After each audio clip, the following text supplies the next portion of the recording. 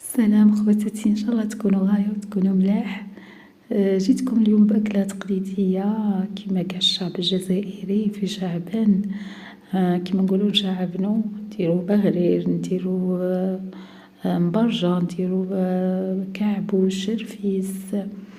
رحت عند حبيبتي ودرت لي كعبوش على بالها بلي ولادي يبغوه. كما كتشوفوا هاي تقلي في الحرش ومجدة تمر مجداتو منقياتو.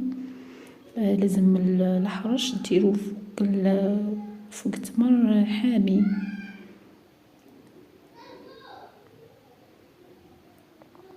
ان شاء الله يدخل علينا شهر رمضان بالصحة والستر.